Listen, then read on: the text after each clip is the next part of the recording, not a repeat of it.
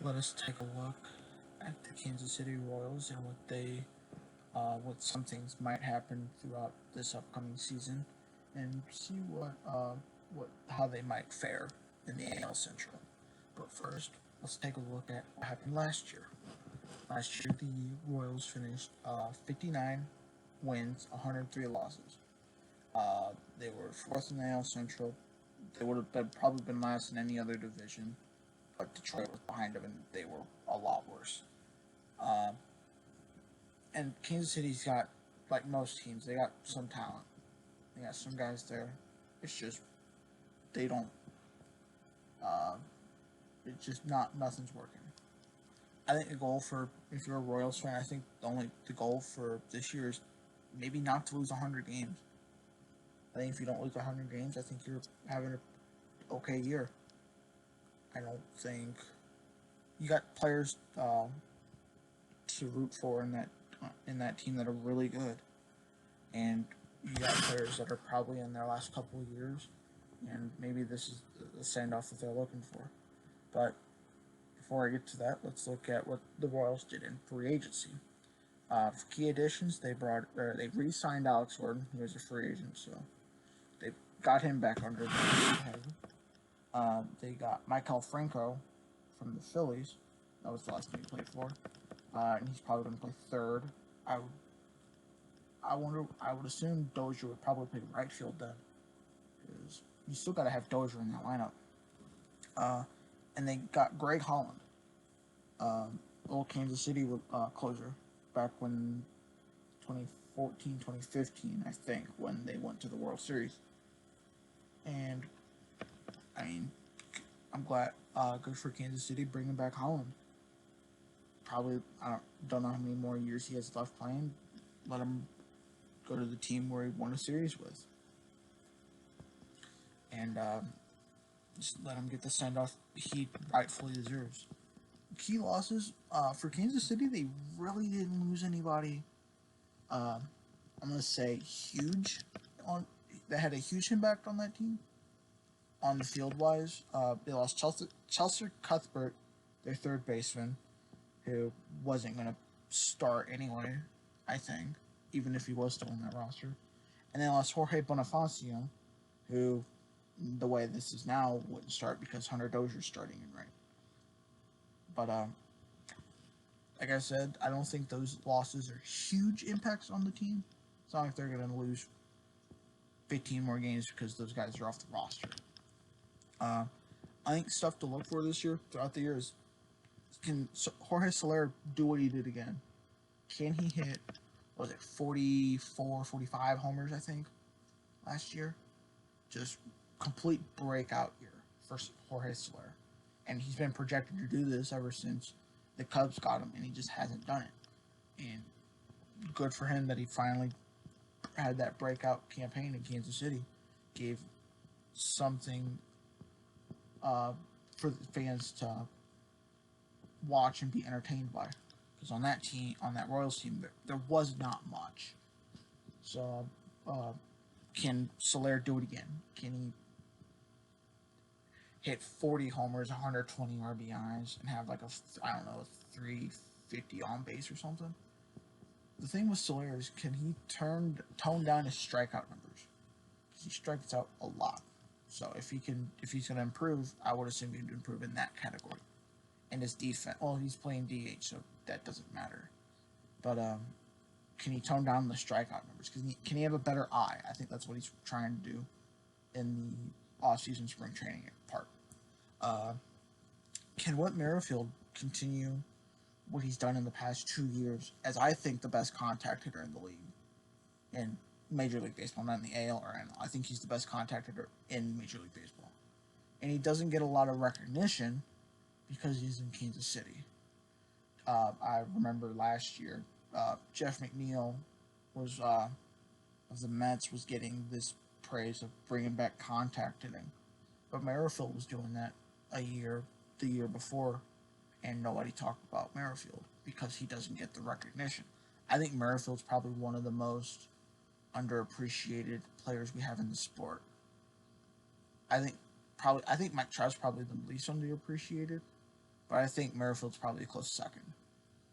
Um, and can Merrifield just be that solidifying spot in that lineup where he bats 300, averages 190, 200 hits a year with sub 100 strikeouts a year? If he can do that, awesome, because he's entertaining to watch. Um, I think also another thing is this going to be the last year for Alex Gordon? Is this going to be his swan song? He's 36. He's up there in age. His production's going down. Is he going to be able to? Does he still want to play, and can he play at this high of a level? And we'll see that throughout the year and see what happens. It'd be nice, but I don't know. We'll see.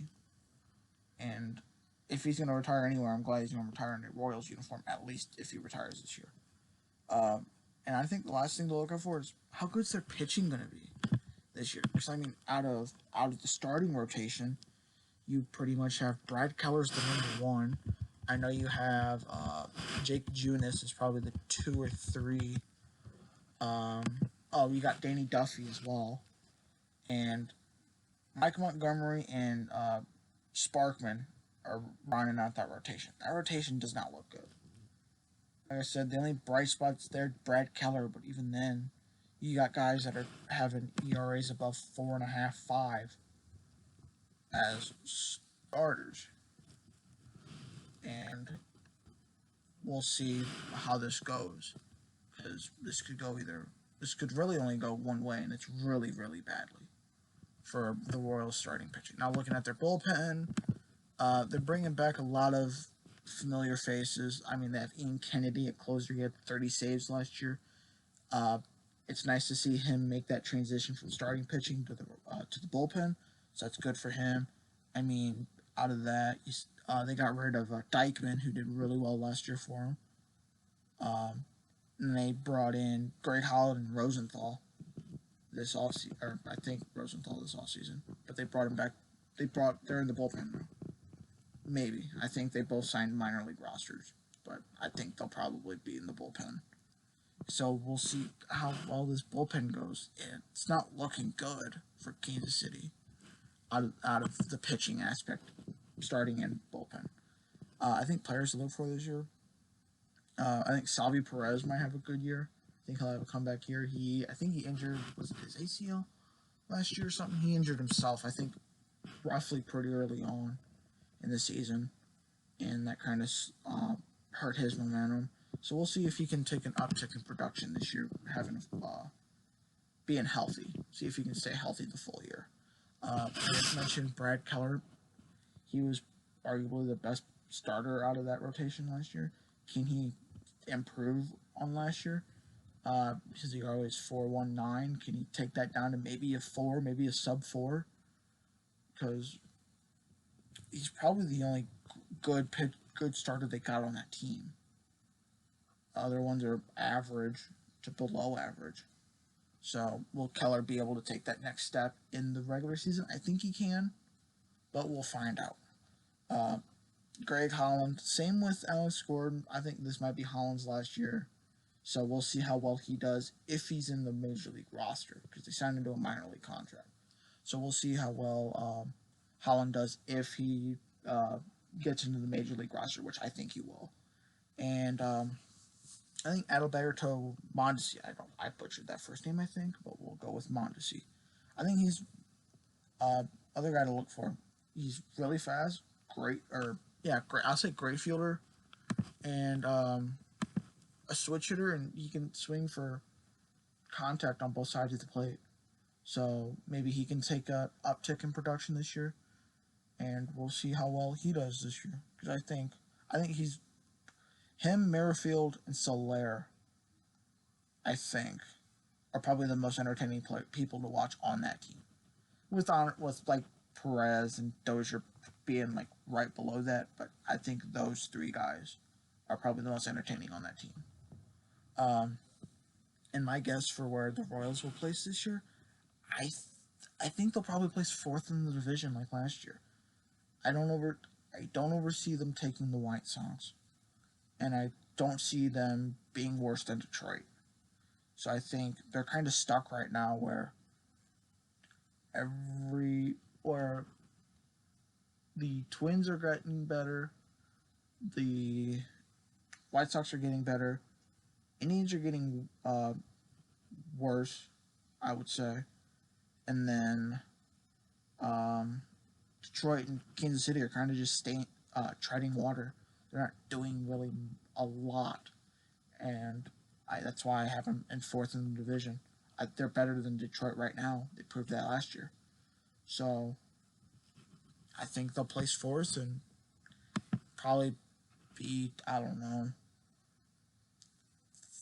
if they go 62 and 100, if they don't lose 100 games, well, then 63 and 99. So they'll be, what, 36 games under 500. It's still not great, but that's kind of where Kansas City's at right there. They're not a good team. But with that all said and done, this is the end of the video. If you guys have liked it, press the like button. Subscribe down below. That'd be greatly appreciated. Comment where you think Kansas City will place in the division, who to look for. Am I missing somebody important? Probably I am. Am I too harsh on Kansas City or am I not? Let me know. Share this video with all your friends and buddies, and I will see you guys in the next video.